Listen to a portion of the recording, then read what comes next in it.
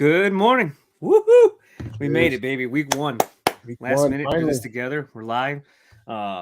Drinking coffee. That's how early it is. How it's earlier for you, I should say, It's right? going to be 10 a.m. here, so not too bad. But anyways, Roto Slappers are live. We are kicking off this Sunday morning. We got some fantasy football talk. I am Streets. I'm not alone. You now know who's next to me, too. That's Sean. And I want him to tell you all about Vegas real quick because he just got back from one of the coolest drafts by far. So how was it? How was Vegas? Vegas was fun. It was FFPC live. Highly recommended for any of you players. Anybody can do it. You know, if you have any knowledge of fantasy football, if you play and you study, you can do it.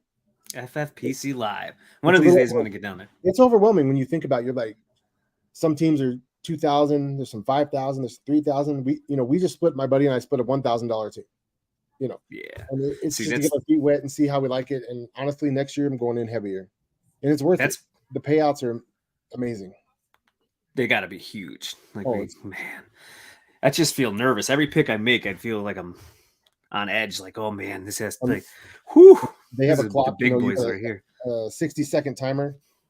And so you get damn. So it's 60-second timer too. 60 seconds. So it's live, but it's 60 seconds. 30 seconds. 17. What happens if you're late?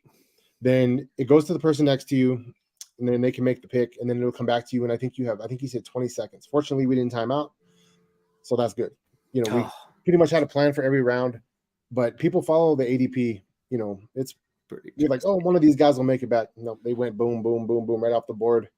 So if you want your guy, you get your guy. You don't wait. You got Bijan. You got Bijan at number 9. So I was happy with that. That's really awesome. I'm gonna do one. I'm coming. I'm gonna come to Vegas to do it too. I feel like I have to if I'm gonna We'll come do a live stream together in Vegas. It'll be a blast. Yeah, see now that would be fun. How you feeling? It's week 1. So now that you drafted all these teams, how are you feeling going into week 1? Because it's already kind of a mess out there that we're gonna get into here in a sec. Yeah, tight ends are just dropping like flies. Kittle's supposed to play, Waller's supposed to play, but hopefully they can make it through the game with no issue. And yeah, you're the Niners guy, so that's what I was going to ask you, because Tim's asking me Tim is at the Bears game, and he's asking me, what is the Kittle? What's going on? Should I play him? What is the George Kittle news here? So he's in. The thing you have to worry about with him is the blocking. He's an amazing blocker, which is a detriment to his fantasy success because there's no blocking points. Yep. So, he might be the best, most overall athletic tight end in the NFL on both ends of the football. Well, I might give the edge to Kyle Pitts. But they don't use him in the receiving game like they should. So until he goes elsewhere, who knows? Could they tone down the blocking a little maybe on Kittle tonight or no? If he's going, he's probably doing his normal. I mean, with everybody, with Debo and Ayuk healthy, CMC's healthy. Purdy loves him though. That's his guy. They built a connection last year, and I don't see why it wouldn't continue. I know there were some numbers where when Debo was out, Kittle's numbers went up and so on and so forth, but it depends on the blocking. If he's not blocking, he's out running routes. He's going to get a lot of quick over the middle passes. I don't know what to set the line at for him because I want to see how the full offseason with Purdy went. We'll kind of get a idea of how they're going to use him this year. And the one thing I do like about him, I'm going to start him too. As long as he's in, I'm starting him because Brock Purdy looks to him in the end zone. It was refreshing to see a quarterback in San Francisco finally look for George Kittle when they reached the end zone. And that's the thing, I drafted him on my FFPC team in Vegas, and we're starting him. We have him and Musgrave, and Musgrave, obviously, with all the receivers banged up in Green Bay, I'm still rolling with Kittle. So, yeah. So, I mean, we're in tight end. Everybody was like, I'm not dealing with tight end this year, right? The massacre that tight end was last year, and we're already at a massacre already in tight end this year. But it's not as bad as it sounds. Darren Waller's also expected to play. That was another guy drafted as a top 5-ish tight end. Right. So the top 2 are the ones that are out. That's it. Well, Kelsey was gone on Thursday, and Andrews is out 2 days. Ultimately, if they're playing, you got to play them. It's kind of that situation. Yeah. You don't want to leave a guy like that on your bench for a dart throw and then. Yeah, because this is what happens when you'll use him and he'll put up 4 fantasy points. But if you put him on the bench, it's just he's going to put up 20 fantasy points, and that's just the name of the game there. The name of the game. So if you are missing Andrews today, there are some decent options out there. Tyler Higbee, by the way, he's projected the second most, I think, tight end points right now this week coming into week 1. Yeah. So I would not have guessed that going into it. But with Cooper Kupp down, I think Higbee is a lock each week to put in your lineup if you were one of the guys that waited on tight end, because he's probably going to be the one who benefits from Cooper. Absolutely. I think he's probably their wide receiver 1 right now. I mean, Van Jefferson's the guy, but I think Higbee, the passing game is going to run through him. And in most games, they're probably going to be trailing because they've traded off so many pieces and their defense is pretty bad now. So I expect Higbee to have a pretty good season. So we do have some questions, actually. I was asked a couple. So that's kind of cool. One was, speaking this, it's a good segue because, it's tight end related. So that's good. So I was asked from a guy who has Mark Andrews if he should put in Isaiah Likely as a replacement for him. That one's tricky for me, because what do you think? Honestly, I'm a yes on that. I have him. I have Andrews in the league. Picked up Likely the minute I saw that Andrews was out. I went and got him, and I put him in my starting lineup. I have no hesitations. I don't know how they're going to use him because it's a new offense, and a lot of people are hanging their hat on the numbers from last year. But now with Todd Monken, they got Zay Flowers, they got OBJ. I don't know what his health is. There you go. You just nailed it. So that's my concern, is like Isaiah Likely filled in pretty well last year. Right. But now they have more mouths to feed out there. They have 3 wideouts. But the other question is, had none. so who are your other options at tight end? Yeah. Because that's the other thing, because you're guaranteeing yourself a starting tight end in an offense that should be scoring some points today. Yep. Obviously, Houston should be a little bit better overall. I don't know about their personnel. I know D'Amico Ryans from the 49ers, and his defense was solid and stout, but we also had a lot of pieces. But it's a different culture there. I don't know how Likely or Kmet overall, but Kmet, honestly, Fields throws him the ball. It's him and DJ Moore, Mooney and Claypool. It's just tough. Likely or Everett. Everett could be shootout. That's where it gets you. So I guess where's that threshold? Who's available for for you? That's, I know all about the availability, because if you're in a deep league and you don't have much, because I know a lot of people had Laporta, or Musgrave maybe, or somebody like that. Maybe I throw them or Kmet. But for me, I'm rolling with Likely. Yeah, I kind of like Gerald Everett this week too. Oh, so absolutely. If he's available, I would start Everett over Likely. Yeah, personally. But. I think he's available in a lot of leagues. So Gerald Everett's probably going to be a mainstay. Last year was a joke, because when I did the waiver thing for floor slappers, he was on it every week because no one just wanted to pick him up, and he was like in a wasteland of tight end. He didn't kill you. He might not have. He had a couple big weeks, but he didn't kill you for the most part. So I kind of like him again this year, especially in an offense with a Kellen Moore ran offense now this year. So I guess it would be who is available. My hesitation on Likely is you just have to know that there's 3 wideouts to throw the football to this year. Mm-hmm. So I don't know if you should expect. Week 1's always such a weird week. It is. You just never know. Yeah. I think my focus week 1 is always don't get cute, right? Stick to your board of how you drafted, in a sense, and like the guys that are good. Let's worry about matchups after we see a couple things. Right. You'll see usage, and then you have an idea. Then next week you can really make more of an educated decision. This week is just a guess. You're just guessing. It's a guessing game. You have a starter and you don't have any other options on the waiver wire that you can pick up. I know some leagues you're not even allowed to pick players up Sunday morning. So we are, and most of mine are. So we do a lot of mine. We do where we fix it to the point where it's like a waivers clear at Sunday morning at 11, and then you have free agents the rest of the day until they play. Okay. So then you can just pick them up. That Sleeper allows that, so it's nice. I know ESPN does not, so it's kind of tricky depending on where you play. Sleeper allows any setting, so I play most of my leagues on there, so it's kind of nice. So you're allowed to do so. Second question: Mike Williams or Jamal Williams? Honestly, I'm gonna pick. I'm taking Jamal Williams in this one. I agree. Yeah. I was gonna say. No Kendrick Miller there. Yep. Kamara's out. We're talking RB1 type usage, I think, for Jamal Williams today. All the goal line work. Yep. Yeah, I think that offense is going to be pretty good. Michael Thomas is healthy for now. I think Carr's an upgrade. Olave. Yeah, Carr should stabilize that offense. And they should be able to move the football. I like Juwan Johnson too, by the way, for the Isaiah Likely guy. For tight end, yes, absolutely. And he's available in a lot of leagues as well. I don't know. I like Juwan a lot. I wanted him in our big draft, but somebody took him. So we settled for Musgrave. I'm fine. Quick update: I saw Kittle is in, Thielen is in, Hollywood Brown is in, Ertz is in, Cordell Patterson is out, Kendry Miller is out, Zach Moss is out. So that's an interesting one. So if you had rostered Zach Moss and Deion Jackson, I feel a lot more comfortable now. I think I'm going to fire up Deion Jackson with Zach Moss out in quite a few leagues because he filled in pretty well and especially fared well against Jacksonville, I believe, too, last year when they played. So if you're looking for a decent flex or play, Evan Hull. Evan Hull. I mean, I like Evan Hull. Points here with this because we don't know how the Colts are going to come out. We have don't. No idea.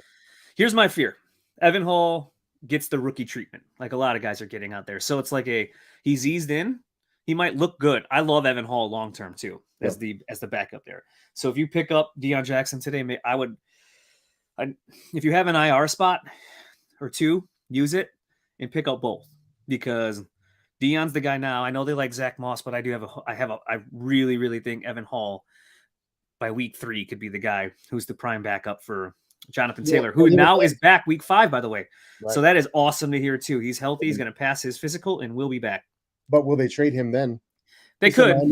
Miami's still interested, and he just seems like a perfect fit for Miami, especially with all the injuries they've had with Devon Achane and Jeff Wilson being out. So I think they're just rolling with Mostert and Salvon Ahmed today. Dylan, what's up, buddy? What's up, Dylan? You know who that is, huh? That's my partner, yeah. Partner. Yeah. Dom.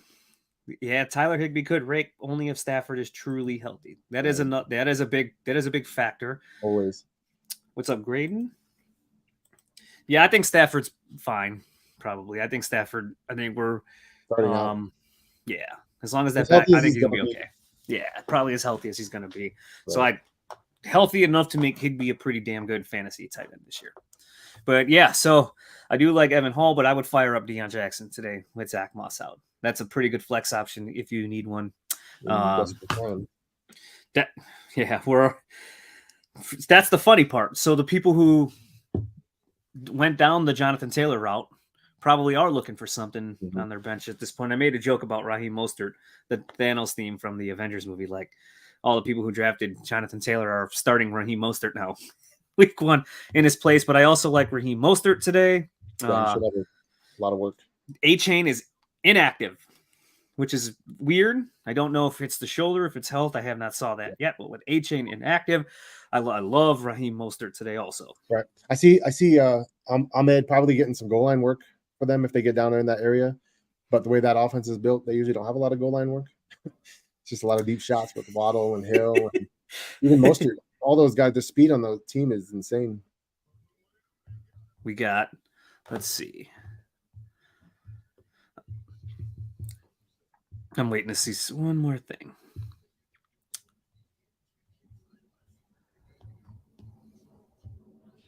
A couple more questions here. I just got to find the message. Hold on.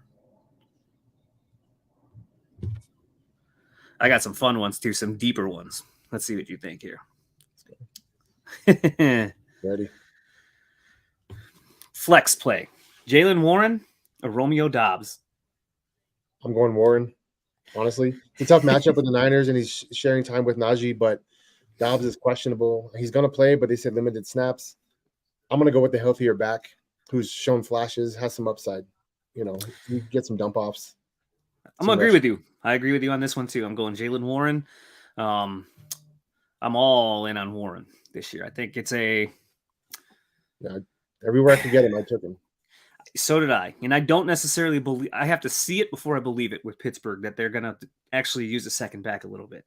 I know they love the bell cow, and they usually love just a 3-down workhorse. But I do wonder if Warren's just that good. I think he's earned playing time regardless of Najee. So it could be who was it that split time with Eckler? Who was the running back Melvin Gordon back in the day? Melvin Gordon? Yep. So could we see a little Gordon Eckler would come in and he would steal Gordon. When I had Gordon, who's this Eckler? And now he's one of the top backs. And I could be the same situation. My buddy, he mentioned that he's like Warren is the Eckler to Najee's Gordon. So because he reminds me of him for sure. Mm-hmm. He is too. I love it. So that's what he just said right now. Right here, Eckler 2.0. Very similar to him. Great. He's going to be great at receiving back for them. Mhm.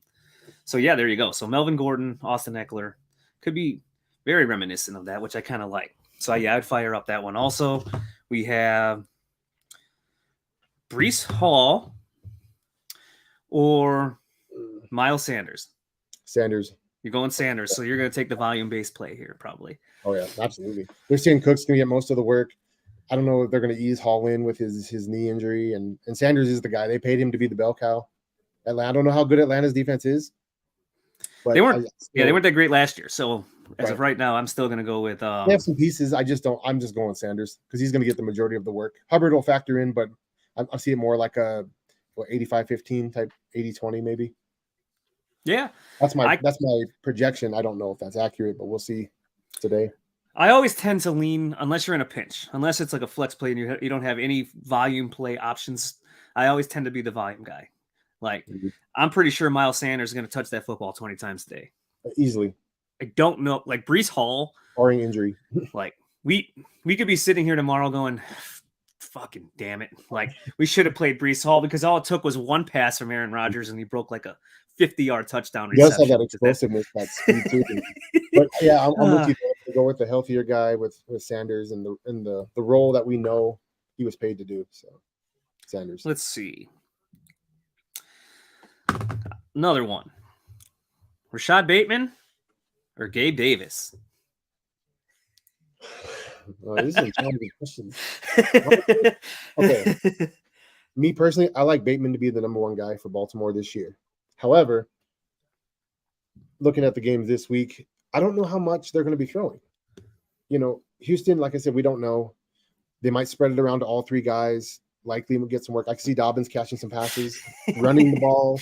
Gus Edwards running the ball. Lamar, it's just honestly, I mean, Gabe Davis, it's tough because Sauce is going to be lined up with Diggs, right? Yeah. So can Gabe Davis beat DJ Reed? Are they going to use him more than they did last year? Because last year he was just a one-trick pony, just 9 routes all day. And he had a couple good games, but he burned me bad last year. So yeah, this is a tough one. I think they're both one big play away, right?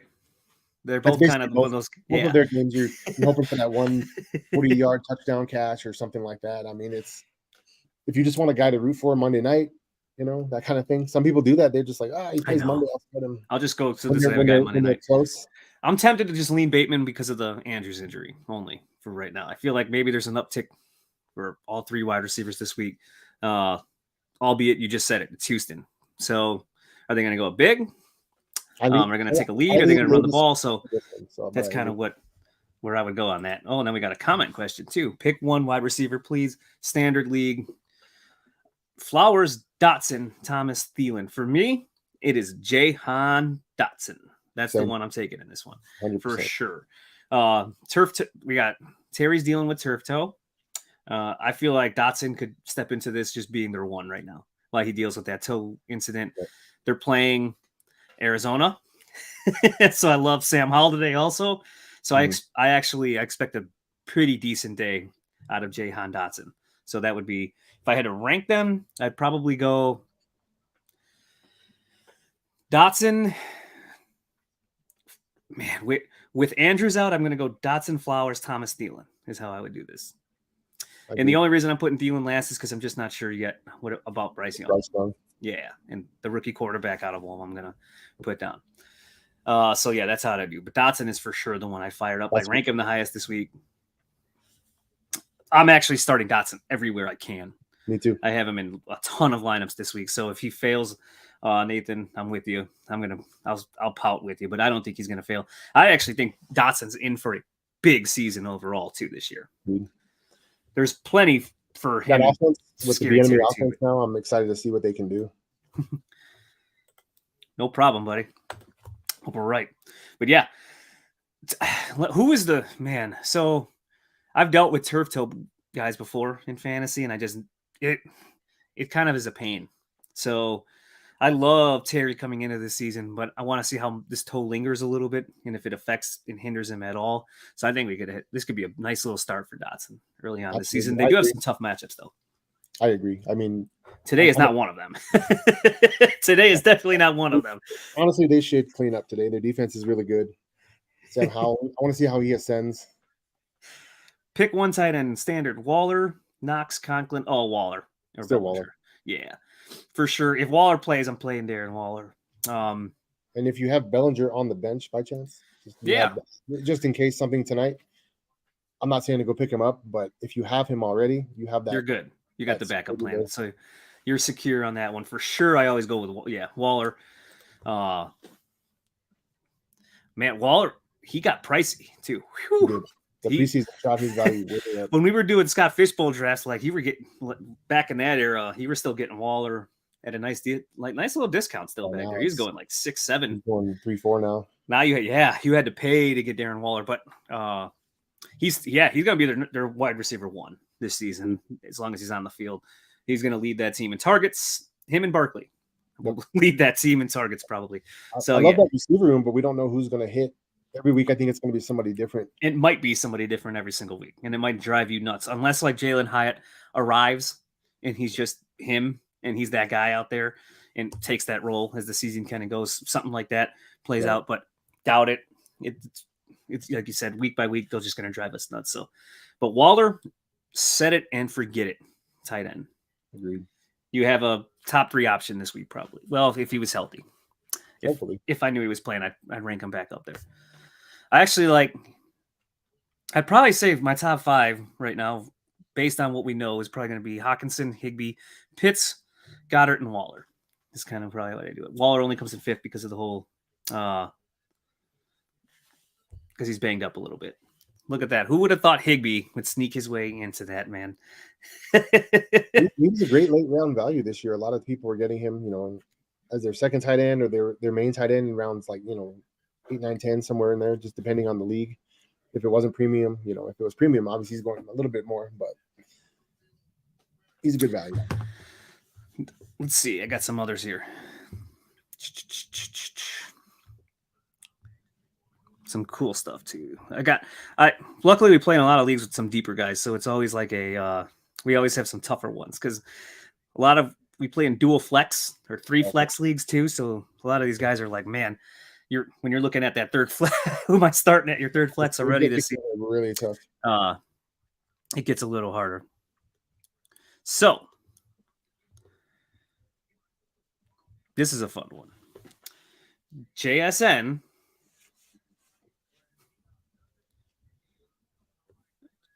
Or hold on, I lost. Damn it. I just lost the message. Hold on. Bear with me. I just closed my phone. Fun part of life. And I'm in 40 chats, dude, at the same time. It's just too much. You need a secretary. Yeah. That's kind of how it goes. We'll just get 40 devices so you can have one chat for each. Narrow it down.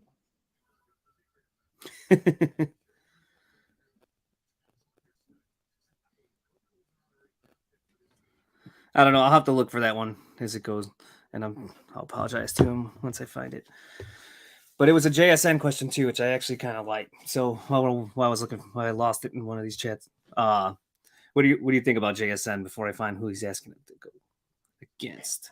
I mean, I like that offense, the passing offense. The injury, I don't know if they're saying he's going to play, but is he going to be a factor? That's the ultimate issue with that injury. I think it would depend on who his other option was that he was asking, but Jason's kind of he might be a wait and see for me. But I don't know if I'm going to play him. I'm playing him. I have to play him twice, and I'm playing him in SFB because I don't have another option. So I'm firing up in that one, and then I'm firing up in another hometown league. Mm-hmm. But I'm not I'm not feeling too good about volume. Right. I just don't know what to expect. I feel like every week it's going to be different with Seattle. Which wide receiver emerges each week? All 3 of them by the end of the season are going to end up having their weeks, and then some weeks all 3 of them are not going to have anything. There's just too many mouths to feed going around there. Connor or Mostert? I'm going Mostert. I'm not a Connor guy at all. I mean, honest assessment though, I'd go Mostert. I can't believe we're here already. Now we're at James Conner. Going into the season, or like when we were doing SFB, like around that time frame, I love James Conner. I had him ranked up there, and then like Arizona's just selling everything off, and it's like a complete tank. Do you trust Dobbs as the quarterback? They're not going to believe in their passing attack at all. So I think it's just going to be stop the run. And I'm definitely a little bit worried now about James Conner, considering they're in a full blown tank. And even for me, even if Kyler was playing, I still would start Mostert. That game with the Chargers, in theory, could be a shootout. So I'm gonna put him in where he's got the clear role, and a team that has a chance to compete today. I could see, because the Washington defense is really good. Yeah, I'm gonna go Mostert here also. Yeah, I just can't believe I'm saying that, but I am gonna go Mostert here. I do like Conner. I think Conner is gonna get ran into the ground because he's about all they got right now. I'll feel a little bit better about Conner. I do think Kyler is coming back. He will. We didn't talk about that. Yeah. You can't make a player fake an injury. Like if they weren't going to replace him, maybe he went along with it. But when it's clear they want to replace him, like I don't think he's going to go along with it. like everyone you knows want me to sit doing. Yeah, like you want me to sit so you can get my replacement. No thank you. Like I'm not going to go along. I don't care how much I'm being paid. No, I think he can get fined too, like if he got caught, like if he was healthy enough to play and he was stayed on pup or whatever they did with him. Yeah, he actually could get fined. Like they can actually get fined too. So I just don't think he's going along with it. And secondly, aren't teams going to want to see him play without Cliff Kingsbury anymore? The trade value as high as you can get it.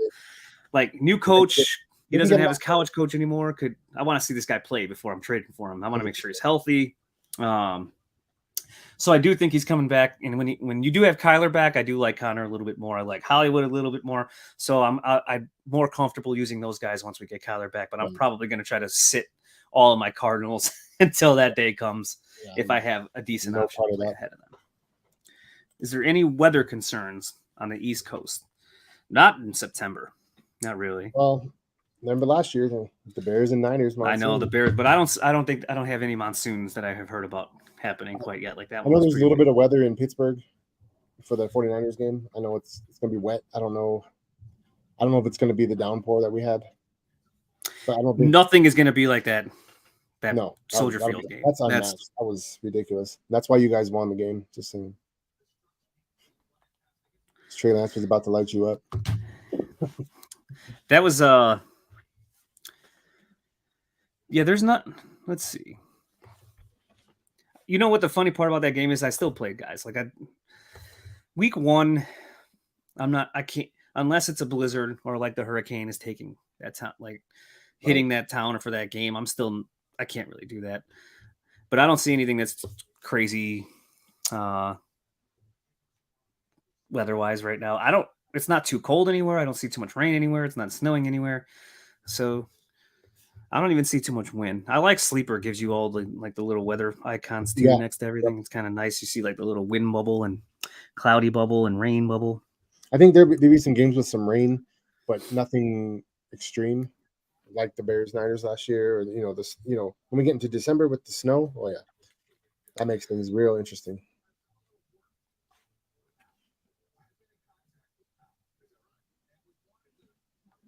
You can actually, they have a weather thing that you can always go through, but yeah, I see some showers, huh? Washington. Mm-hmm. I don't see anything too crazy. I don't see any 90%. Weather temps all look pretty good too. It would be interesting in a week now on the East Coast when Lee, if it turns in, because New England, I haven't seen the update on Lee, but I saw New England was possibly in its tracks, that area. So I definitely next week is something I would monitor with that hurricane passing up the East Coast. But no, I don't see too much today. Partly cloudy, some chance of showers.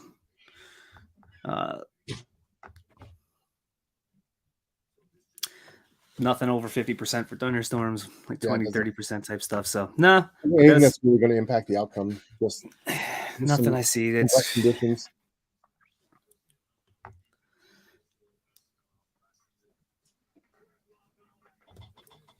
Pretty good. Yeah, I'm still trying to find that JSN thing. So, but I can't.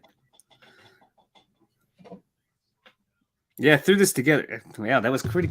Actually, I'd like to thank everyone because we actually had quite a few questions so far for something we threw together in like 10 minutes too here. That we are going to try to do. It's probably going to be different people on here. Here's an interesting thing that just dropped. Rashad Penny is expected to be a healthy scratch today. Huh. That's interesting. The Swift Gainwell show. So, with that being said, would you feel comfortable though flexing Kenneth Gainwell now, knowing that info?